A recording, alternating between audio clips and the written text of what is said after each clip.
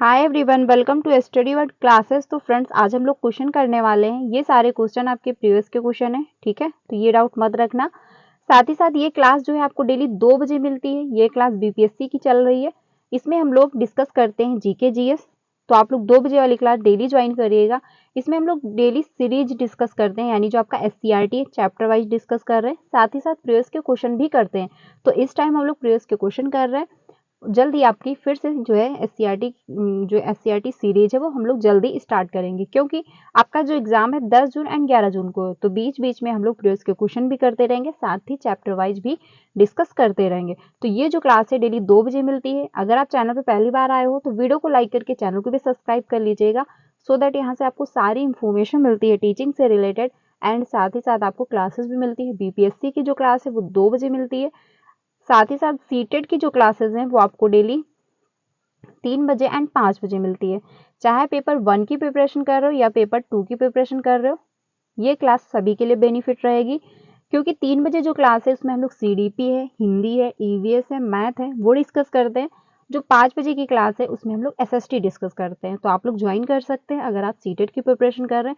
क्योंकि जैसे मैंने फर्स्ट टर्म में अपना सीटेट क्लियर कर लिया था, जैसे भी मैंने सेल्फ स्टडी की थी, तो वैसे ही मैं आप लोगों के साथ डिस्कस करती हूँ। आई होप आपको हेल्प मिलेगी और आपका फर्स्ट अटेम्प्ट में ही सीटेट क्लियर हो जाएगा। क्योंकि इस बार जो है सीटेट क्लियर होना बहुत ही ज़्यादा ज़रूरी है। क्योंकि आपका टीआरई 4 देखने को मिलेगा एंड साथ ही साथ टीआरई 5 भी इसी साल के लास्ट में आपको देखने को मिलेगा। तो आपको अच्छी खासी वैकेंसी देखने को मिलेंगी। आप तभी उसमें अप्लाई कर पाओगे जब आपका सीटेट क्वालिफाई होगा। साथ ही साथ आपका एस्टेट, यानी जो कैंडिडेट बिहार के ही हैं तो उनके लिए एस्टेट क्वालिफाई होना चाहिए। अदर स्टेट वालों के लिए सीटेट क्वालिफाई होना चाहिए, तभी आप जाके अप्लाई कर पाओगे। तो आप लोग ज्वाइन कर सकते हैं। आपका पेपर 1 हो या पेपर 2 हो, क्वालिफाई हो जाएगा। तो अब हम लोग डिस्कस कर लेते हैं जो आज के क्वेश्चन है। लास्ट में अपना स्कोर बताइएगा। हम लोग 40 क्वेश्चन करेंगे, ठीक है। तो लास्ट में अपना स्कोर भी जरूर बताना कि आपका स्कोर जो है कितना हुआ है। तो चलते हैं, पहला क्वेश्चन जो है स्टार्ट करते हैं। शिशु जो है मृत्यु दर है, यानी जो शिशु मृत्यु दर है वो कितनी है, कैसे इसमें बताना है। पहला ऑप्शन देख लेते हैं। उस विशेष वर्ग में पैदा हुए 1000 जीवित बच्चों के अनुपात के रूप में 1 वर्ष की आयु से पहले मरने वाले बच्चों की संख्या, या फिर है उस विशेष वर्ष में पैदा हुए 1000 जीवित बच्चों के अनुपात के रूप में 5 वर्ष की आयु से पहले मरने वाले बच्चों की संख्या, या फिर है उस विशेष वर्ष में पैदा हुए 1000 जीवित बच्चों के अनुपात के रूप में 6 महीने की आयु से पहले मरने वाले बच्चों की संख्या, या फिर उपयुक्त में से एक से अधिक, या फिर उपयुक्त में से कोई नहीं। तो इसमें जो है आपका ऑप्शन सही हो जाएगा। इसमें जो है आपका ऑप्शन ए सही हो जाएगा, क्योंकि जो शिशु मृत्यु दर है वो आपका उस विशेष वर्ष में पैदा हुए 1000 जीवित बच्चों के अनुपात के रूप में 1 वर्ष की आयु से पहले मरने वाले बच्चों की संख्या, ठीक है। इससे जो है मृत्यु दर पता हो जाएगी। तो इसमें जो है आपका फर्स्ट ऑप्शन सही हो जाएगा। अगले क्वेश्चन पे चलते हैं। क्वेश्चन नंबर जो है 2। देश की कुल आयु को उसकी जनसंख्या से विभाजित करने पर प्राप्त आय को कहा जाता है। यानी जो देश की कुल जनसंख्या है उसको, जो उसकी आय है उससे क्या करना है, उसकी यानी कि देश की कुल आय को उसकी जनसंख्या से विभाजित करने पर जो प्राप्त आय होती है उसको क्या कहते हैं। राष्ट्रीय आय कहेंगे, सकल घरेलू उत्पादन कहेंगे, या फिर प्रति व्यक्ति आय कहेंगे, या फिर उपयुक्त में से एक से अधिक, उपयुक्त में से कोई नहीं। तो क्वेश्चन नंबर जो है इसमें आपका सी ऑप्शन सही हो जाएगा, प्रति व्यक्ति आय। क्योंकि क्या कर रहे हैं आप, जो व्यक्ति की आय है वो जनसंख्या से विभाजित कर रहे हैं, यानी देश की जो कुल आय है उसे क्या कर रहे हैं, उसी जनसंख्या से विभाजित कर रहे हैं। तो क्या निकलेगा आपका, प्रति व्यक्ति की आय निकल आएगी। तो इसमें आपका सी ऑप्शन सही हो जाएगा। अगले क्वेश्चन पे चलते हैं। क्वेश्चन नंबर जो आपका 3 है।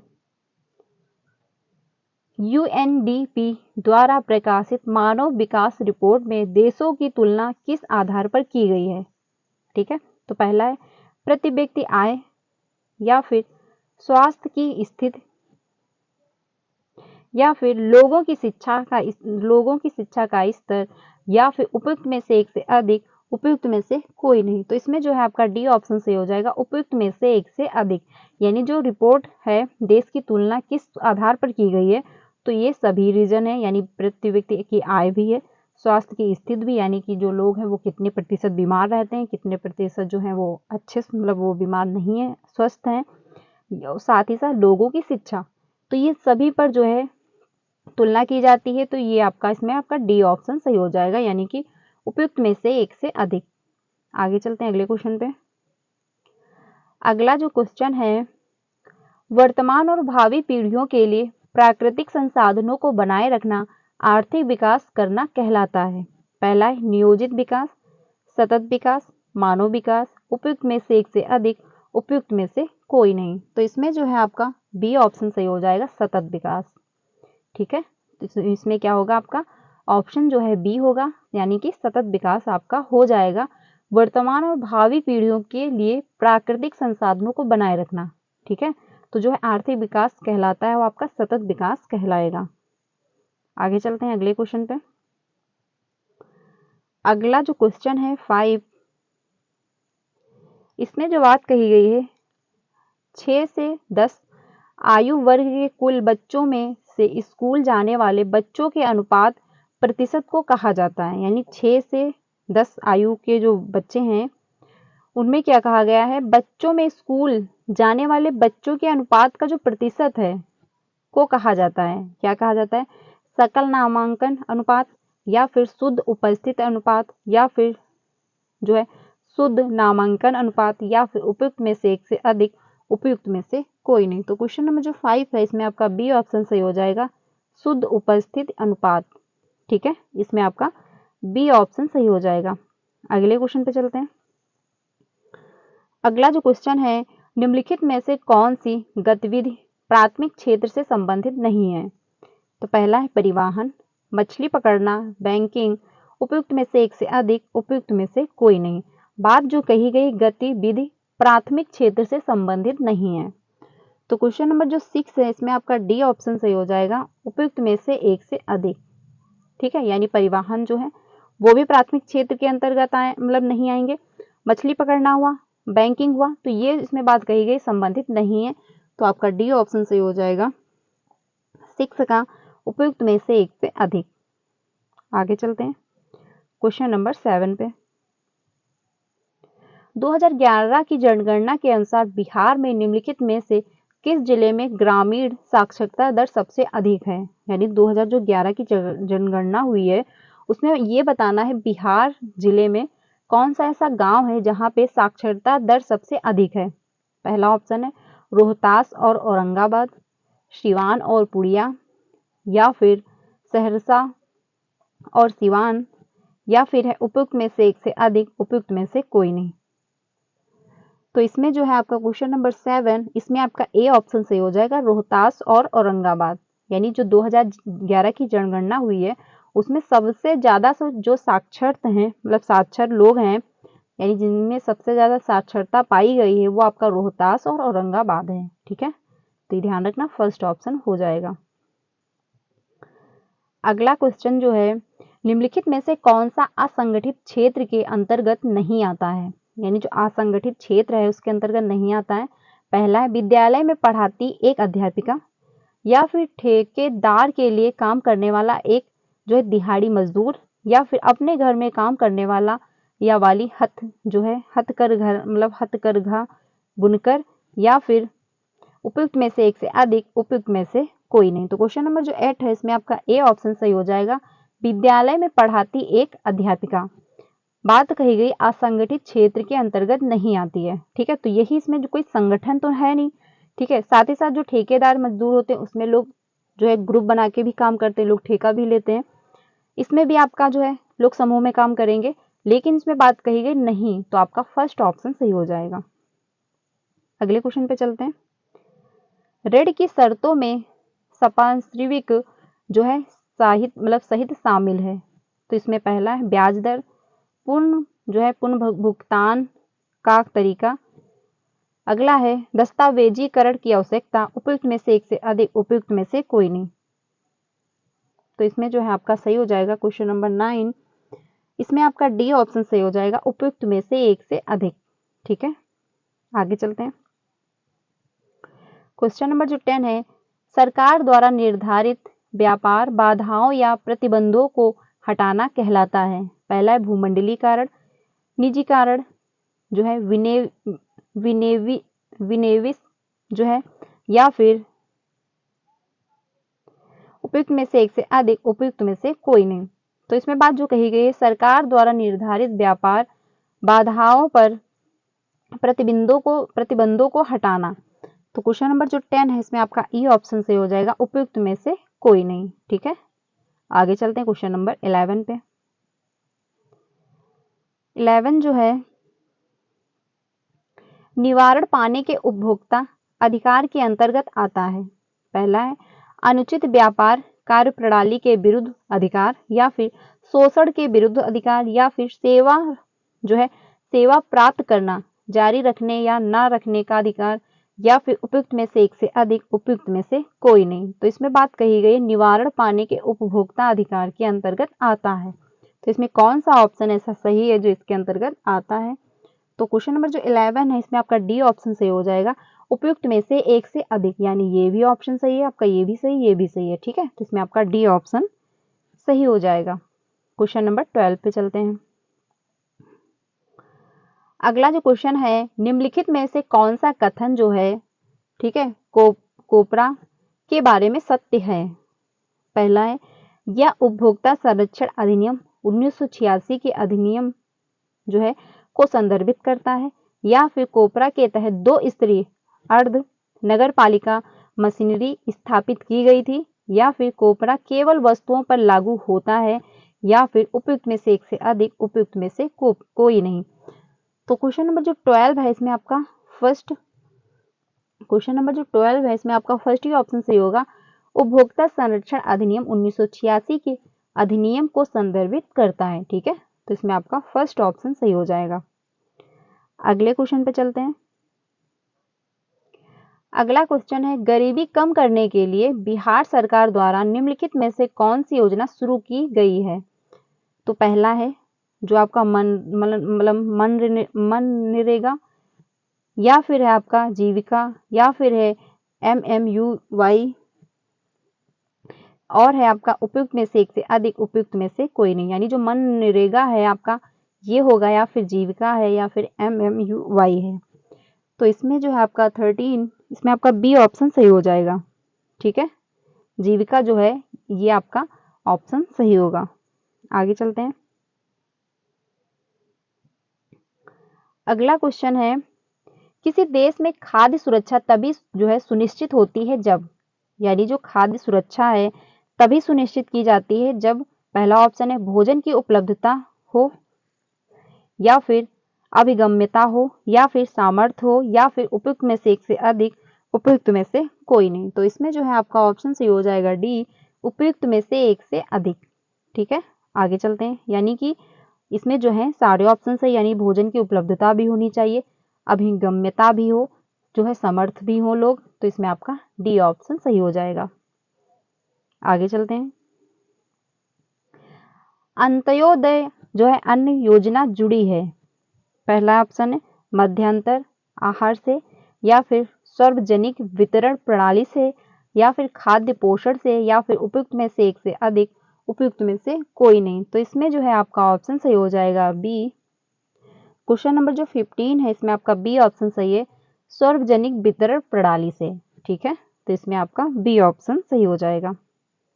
अगले क्वेश्चन पे चलते हैं। अगला क्वेश्चन है, अल्प रोजगार का अर्थ है, यानी जो अल्प रोजगार होता है उसका क्या अर्थ है?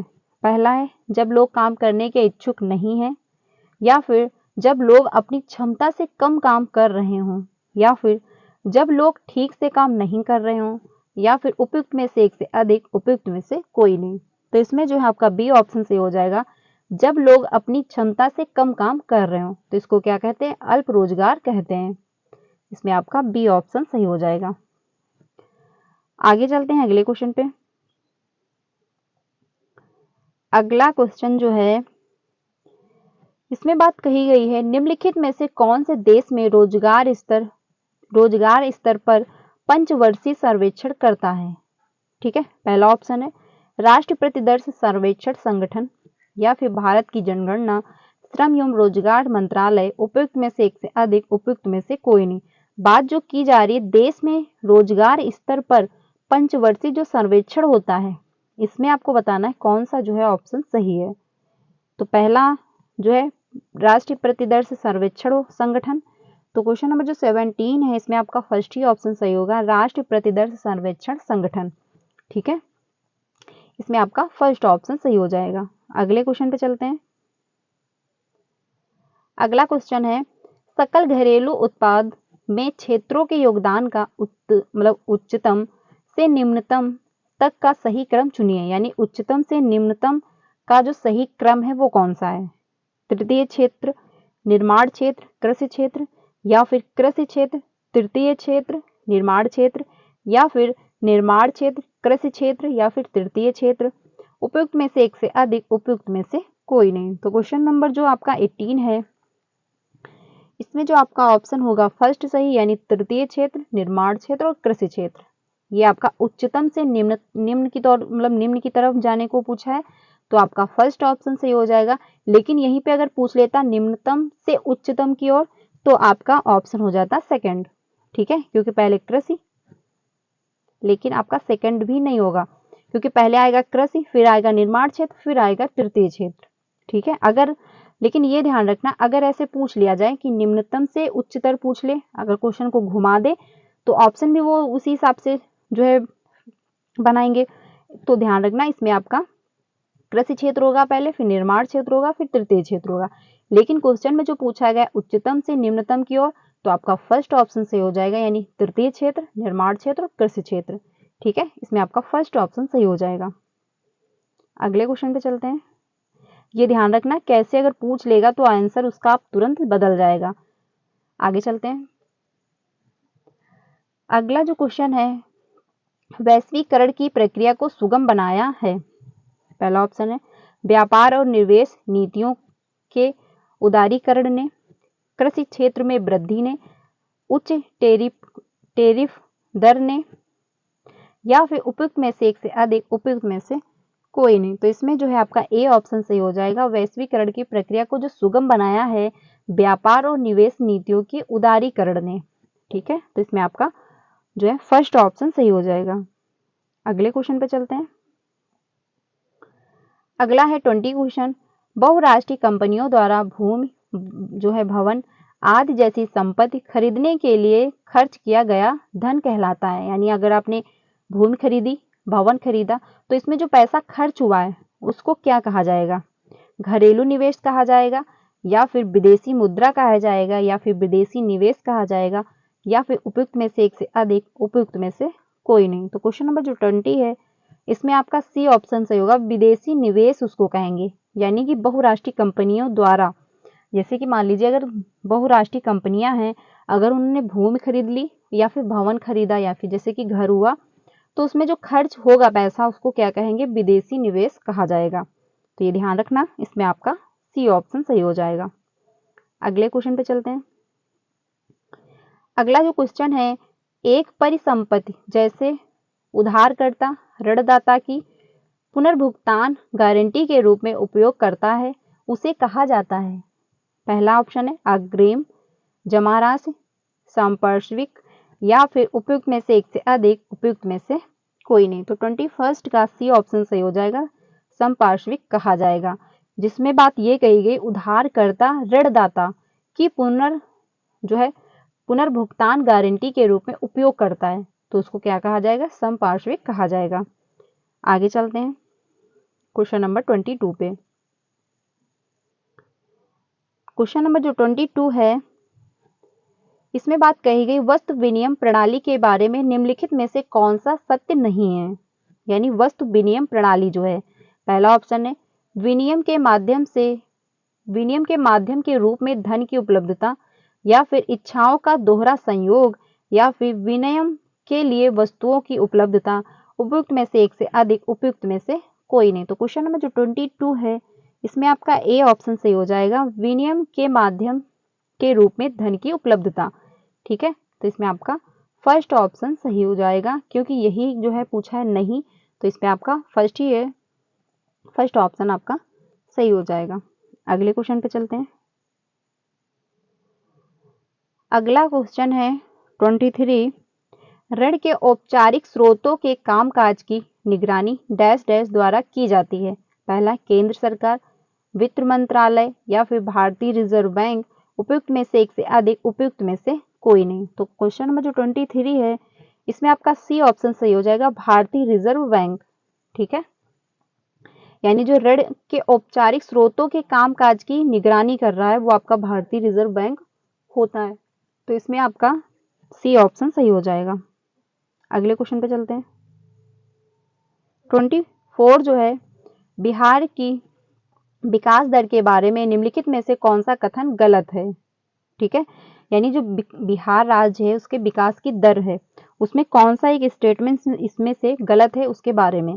तो पहला है 2017 या 2018 में बिहार की अर्थव्यवस्था की विकास दर जो थी 5% थी, जबकि राष्ट्रीय अर्थव्यवस्था की विकास दर 7% थी।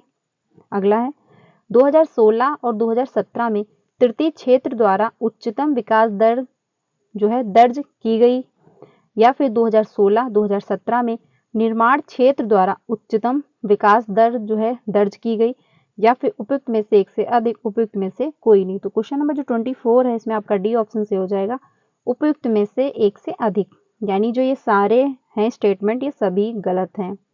ठीक है, तो इसमें आपका उपयुक्त में से एक से अधिक हो जाएगा। आगे चलते हैं अगले क्वेश्चन पे 25 पे। 25 है, डैश का अर्थ है कि खाद्य पदार्थ में कोई अन्य पदार्थ मिलाकर उसकी गुणवत्ता कम करना।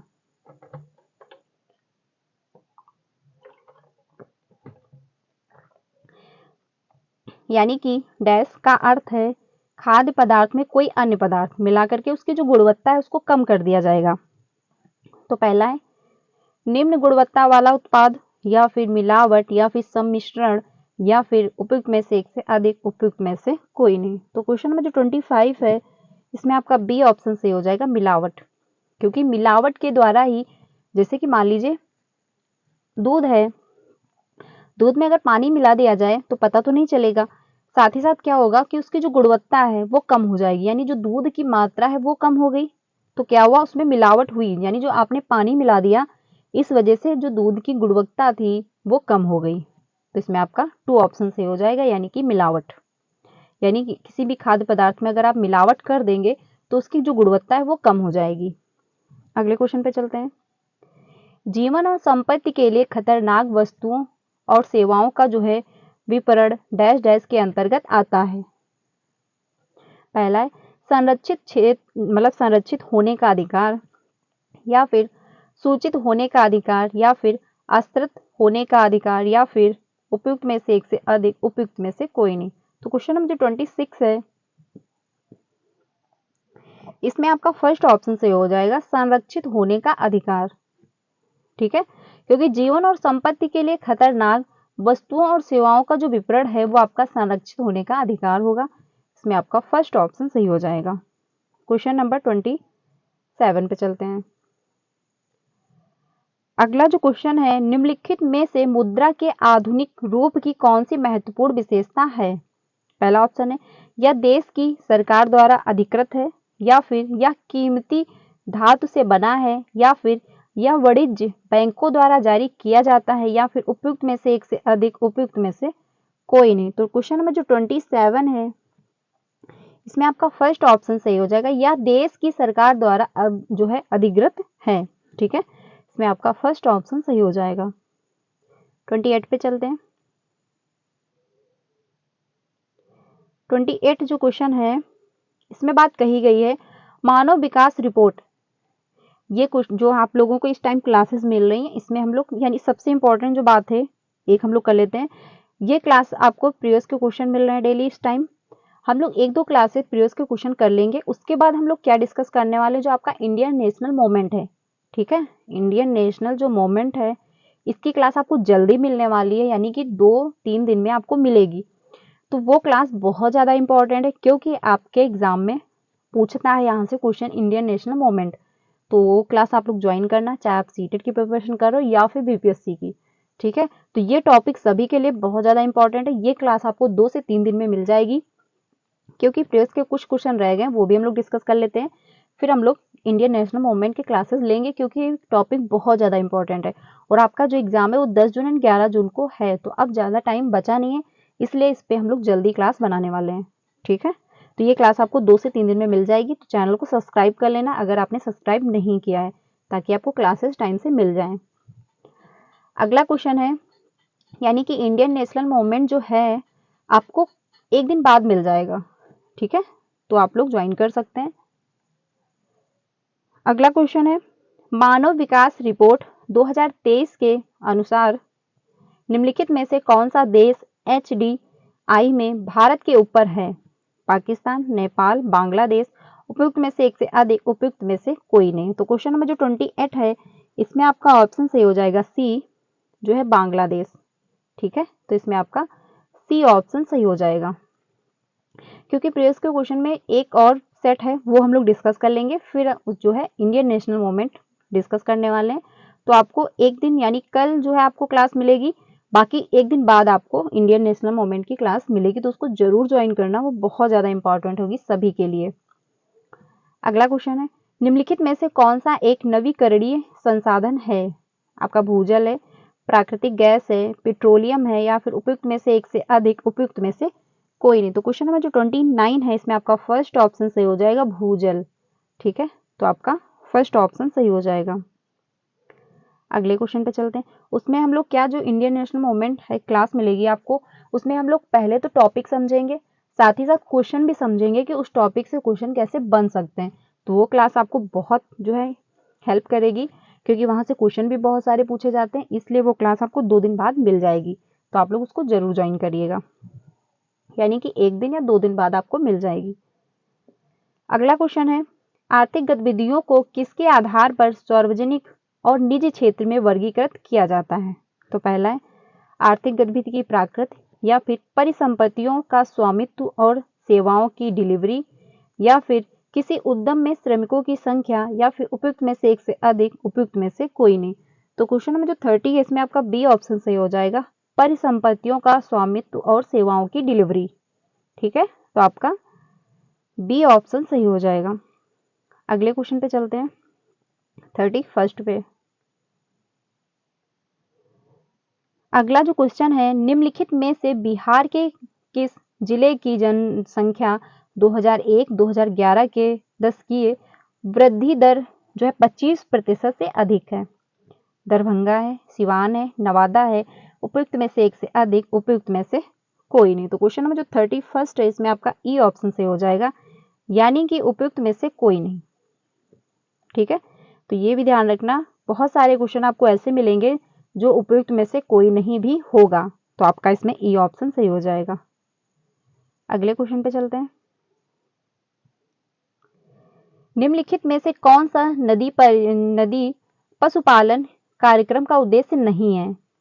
तो पहला ऑप्शन है नदियों से मछली जो है बूडर का संग्रह और एकत्रित बूडर का एक कृत्रिम प्रजनन, या फिर मछली के बच्चों को चिन्हित नदियों में जमा करना, या फिर चिन्हित नदियों में शुद्ध जो है जन्म प्लाज्म की बहाली, या फिर उपयुक्त में से एक से अधिक, उपयुक्त में से कोई नहीं। तो 32 जो है डी ऑप्शन से हो जाएगा, उपयुक्त में से एक से अधिक। ठीक है, इसमें आपका डी ऑप्शन सही हो जाएगा। अगले क्वेश्चन पे चलते हैं, क्वेश्चन नंबर 35 पे। 35 जो है, अस्थिरता और पूंजी खोजने के जोखिम के दृष्टिकोण के लिए लिंक्ड जो फंड है, निवेशकों के लिए एक सुरक्षित विकल्प है। लिंक्ड फंड के संबंध में निम्नलिखित में से कौन सा कथन सही है? तो पहला है लिंक्ड फंड जो है मुद्रा बाजार के साधन है, या फिर लिंक्ड फंड जो है इक्विटी फंड है, या फिर लिंक्ड फंड से लिंक्ड जो फंड है को सेबी द्वारा विनियमित किया जाता है, या फिर उपयुक्त में से एक से अधिक, उपयुक्त में से कोई नहीं। तो क्वेश्चन नंबर जो 33 है, इसमें आपका फर्स्ट ऑप्शन सही हो जाएगा। ठीक है, तो ध्यान रखना। आगे चलते हैं क्वेश्चन नंबर 34 पे। 34 है, किसी विशेष वर्ष के दौरान किसी देश की देश के भीतर उत्पादित सभी अंतिम वस्तुओं और सेवाओं का जो है मैट्रिक मूल्य जो कहलाता है वो कौन है? सकल घरेलू उत्पाद, या फिर राष्ट्रीय आय, शुद्ध घरेलू उत्पाद, या फिर उपयुक्त में से एक से अधिक, उपयुक्त में से कोई नहीं। 34 जो है इसमें आपका ए ऑप्शन सही हो जाएगा, सकल घरेलू उत्पाद। ठीक है, इसमें आपका फर्स्ट ऑप्शन सही हो जाएगा। अगले क्वेश्चन पे चलते हैं 35 पे। 35 जो है राष्ट्रीय बहुआयाम यानी राष्ट्रीय बहुआयामी गरीबी जो है सूचकांक के बारे में निम्नलिखित में से कौन सा कथन सही है? पहला है, यह वैश्विक बहुआयामी गरीबी सूचकांक के राष्ट्रीयकृत संस्करण है, या फिर नीति आयोग बहुआयामी गरीबी सूचकांक के लिए जो है नोडल एजेंसी है, या फिर MEI के बेसलाइन रिपोर्ट चौथे राष्ट्रीय परिवार स्वास्थ्य सर्वेक्षण पर आधारित है। तो इसमें जो है आपका ऑप्शन 35 जो है इसमें आपका डी ऑप्शन सही होगा, यानी कि उपयुक्त में से एक से अधिक। यानी ये जितने भी ऑप्शन दिए गए हैं आपके सभी सही हैं। ठीक है, तो इसमें आपका ये भी सही है, ये भी सही, ये भी सही है, तो ध्यान रखना इसमें आपका जो है डी ऑप्शन होगा, यानी उपयुक्त में से एक से अधिक। अगले क्वेश्चन पे चलते हैं। केंद्रीय राज्य भंडारण जो है निगम का उद्देश्य है, पहला ऑप्शन है भंडारण सुविधाएं प्रदान करना, कच्चा माल उपलब्ध कराना, नए कृषि उपकरण उपलब्ध कराना, खाद्य उपलब्ध कराना। तो पहला इसमें कौन सा ऑप्शन सही होगा? 36 जो है आपका इसमें ए ऑप्शन सही हो जाएगा, यानी कि केवल ए आपका सही है। जो केंद्रीय एवं राज्य भंडारण निगम है उसका एक ही जो है मतलब मेन काम जो है आपका भंडार सुविधाएं प्रदान कराना। ठीक है, तो इसमें आपका फर्स्ट ऑप्शन यानी कि ये ऑप्शन आपका सही हो जाएगा। अगले क्वेश्चन पे चलते हैं।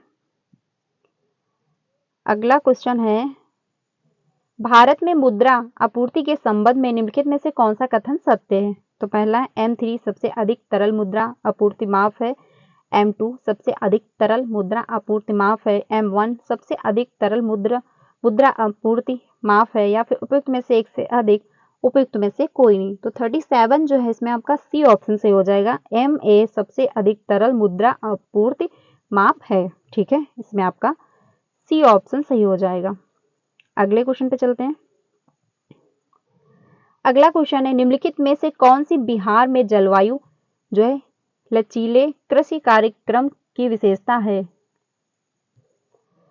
तो पहला है इसमें ऑप्शन विकसित फसल कैलेंडर के अनुसार फसलों की समय पर योजना के आधार पर फसल प्रणाली का परिचय, या फिर जल पोषण और खरपतवार के लिए सर्वोत्तम प्रबंध पद्धतियां, या फिर उपलब्ध मिट्टी और जलवायु परिस्थितियों के अनुसार व्यवहार्य फसल विधिकरण, उपयुक्त में से एक से अधिक, उपयुक्त में से कोई नहीं। तो क्वेश्चन नंबर जो 38 है इसमें आपका डी ऑप्शन से हो जाएगा, उपयुक्त में से एक से अधिक। ठीक है, यानी कि ये सारे जो बातें कही गई वो सभी सही हैं, इसमें आपका डी ऑप्शन सही हो जाएगा। अगले क्वेश्चन पे चलते हैं। अगला जो क्वेश्चन है आपका ये यहाँ पे क्वेश्चन और थोड़े से ऑप्शन आपके उस तरफ दिए गए हैं। तो इसमें बात कही गई निम्नलिखित में से बिहार स्टार्ट अप नीति 2022 का सही उद्देश्य है। पहला है स्टार्ट अप को उनकी व्यवहार्यता बढ़ाने के लिए सीड फीडिंग के साथ साथ समान अनुदान जो है द्वारा समर्थन देना है, या फिर आपका है बी विश्वविद्यालय स्कूल में शिक्षण मॉडल शुरू करने के लिए शिक्षा के माध्यम से उद्यमिता को प्रोत्साहित करना, या फिर आपका होगा सी इन एक्टिवेटरों के विकास को सुविधाजनक बनाना और मौजूदा इक्यूवेटरों सामान्य बुनियादी ढांचे के स्थानों सहकार्यशील स्थानों के विस्तार का समर्थन करना। तो इसमें आपका जो है डी ऑप्शन सही होगा, उपयुक्त में से एक से अधिक, यानी सारे जो है स्टेटमेंट आपके सही है। एक बार हम क्वेश्चन को फिर से देख लेते हैं। इसमें जो बात कही गई है निम्नलिखित में से बिहार स्टार्ट अप नीति जो है 2022 का उद्देश्य है, तो ये सारे उद्देश्य सही हैं। तो ये आप लोग ध्यान रखना, आपसे ये भी पूछ सकता है कि इसमें से कौन सा उद्देश्य नहीं है, तो वहां पे कंफ्यूजन क्रिएट होगी। तो ये सारे पॉइंट ध्यान रखना कि इसके उद्देश्य हैं। लास्ट क्वेश्चन है उपभोक्ता संरक्षण अधिनियम के अनुसार निम्नलिखित में से कौन सा से मतलब जो है सही है? पहला है जिला फॉर्म में एक महिला सामाजिक कार्यकर्ता शामिल होगी या फिर राज्य आयोग में एक व्यक्ति शामिल होगा जो उच्च न्यायालय का न्यायाधीश हो या रहा हो। ठीक है। जिला फोरम में 4 सदस्य होंगे या फिर राष्ट्रीय उपभोक्ता विवाद निवारण आयोग में एक व्यक्ति शामिल होगा जो सर्वोच्च न्यायालय का न्यायाधीश है या फिर रहा है। तो इसमें जो है आपका ऑप्शन सी सही हो जाएगा, यानी कि हम लोग सी ऑप्शन देखते हैं, यानी कि सिर्फ आपका जो है थर्ड ही ऑप्शन आपका सही है, यानी कि जिला फोरम में 4 सदस्य होंगे, ये वाला, यानी कि आपका जो है सी ऑप्शन सही हो जाएगा। ठीक है। तो इसमें जो बात कही गई थी, उपभोक्ता संरक्षण के अनुसार निम्नलिखित में से कौन सा ऑप्शन सही नहीं है, तो इसमें आपका जो है सी ऑप्शन है, यानी कि जिला फोरम में 4 सदस्य होंगे। यही आपका स्टेटमेंट गलत है, यही आपका सही है क्योंकि नहीं पूछा है। तो फ्रेंड्स आज के लिए इतना ही, 40 क्वेश्चन डिस्कस किए मैंने आप लोगों के साथ। आई होप आपको हेल्प मिलेगी और आई होप आपको समझ में भी आया होगा। तो लास्ट में अपना स्कोर बताना कमेंट में कि कितना आपका स्कोर हो रहा है। ये क्लास डेली 2 बजे मिलती है, तो आप इसको जरूर ज्वाइन करना। आपका जीके जीएस अच्छे से कंप्लीट हो जाएगा एंड आपको जल्दी क्लास मिलने वाली है इंडियन नेशनल मूवमेंट की, जो कि बहुत ज़्यादा इंपॉर्टेंट है। आपके एग्जाम में हर बार क्वेश्चन वहाँ से आते हैं, तो उसकी क्लास आपको जल्दी मिलेगी, तो ज्वाइन करना। चैनल पे आए हो पहली बार तो सब्सक्राइब जरूर कर लेना, ताकि आपको क्लास जो है वो टाइम पे मिलती रहे। बाकी आपको टीचिंग से रिलेटेड सारी अपडेट भी दी जाती है, तो आप लोग चैनल को सब्सक्राइब कर लेना। क्लास अच्छी लगी हो तो इसको लाइक भी करना एंड अपने फ्रेंड को भी शेयर करना जो भी बीपीएससी की प्रिपरेशन कर रहे हो। ये क्लास डेली 2 बजे मिलती है, तो ज्वाइन करना बिल्कुल भी मत भूलना। तो मिलते हैं